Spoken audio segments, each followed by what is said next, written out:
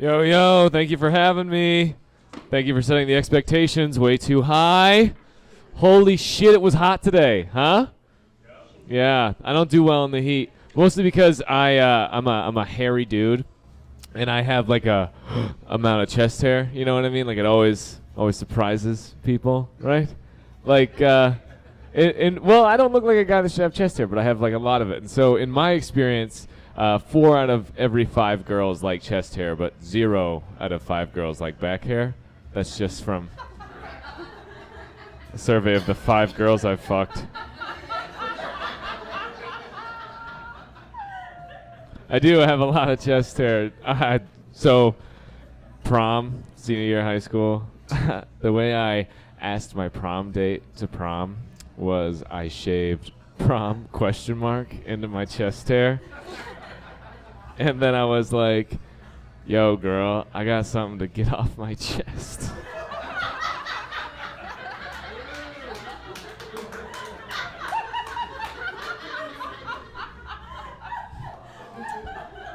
So I went to a psychiatrist the other day to, figure out the fuck's wrong with me. And she doesn't know, so we're off to a good start.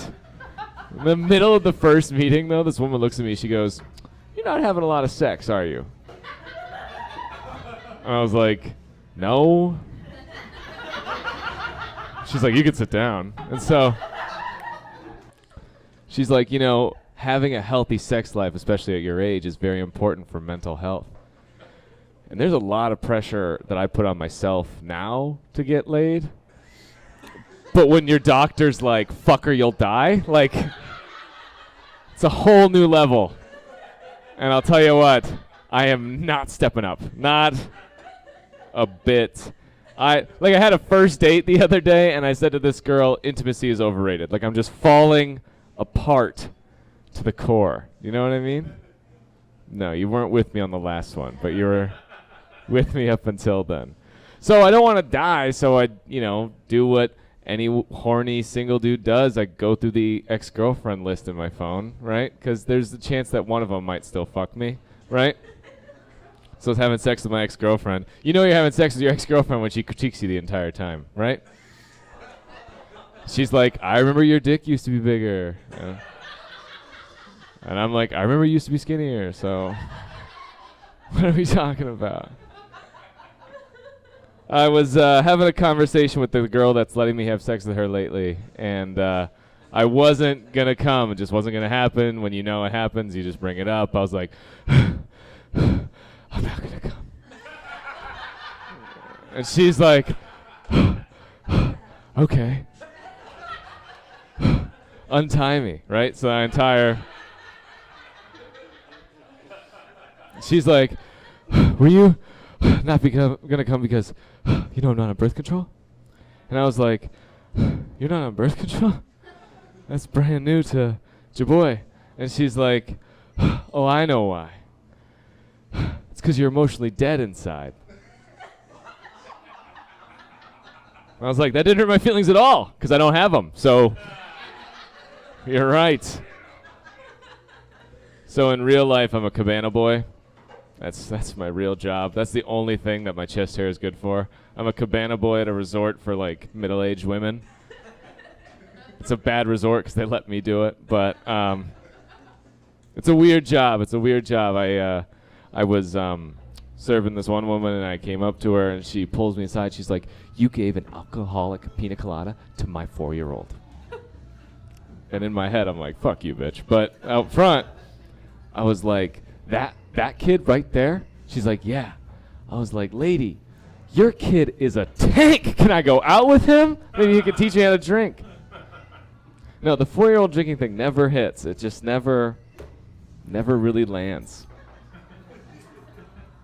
I had one job that I really, really loved, and that was I was managing volunteers for my hometown, which meant my hometown had budget cuts but still needed shit to get done, so they hired me to find people to do it for free.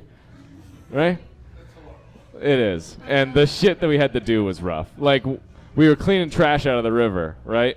And by we, I mean me and 10 Boy Scouts, right? And I'm like the only adult. And we're cleaning trash out of the river. And I don't know if you know that we have a monster that still lives among us, like one of the most vicious, destructive, and strikes fear in me animal, and that's the goose.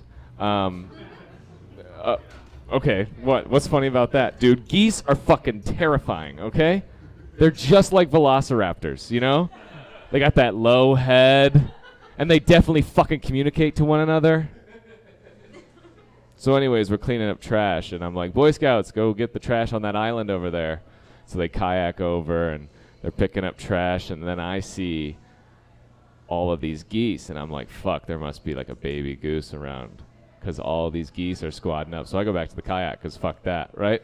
But we saw these Boy Scouts, and they have trash pickers, which are like essentially spears. We shouldn't have given to them. But I'm looking at all these geese coming at them, and then I see like these 10, 12-year-old boys with these spears. And then one of the kids like, what do we do, Forbes? I was like, fucking earn a badge, man. I don't know what to tell you. Fucking figure this shit out. I wanted to be an entrepreneur for a while. That's what I wanted to do. And my first venture, I'll have you know, there's a lot of money in hair cutting scissors. There is like an exuberant amount of money in it. Because those scissors are not only expensive, they need to get sharpened regularly. And I found out how to sharpen them. You can charge like $15 a shear to sharpen them. This was my income, is what I'm telling you, right? And you know what I named that company? Sheer Satisfaction. Just like a fucking like a fucking dickhead.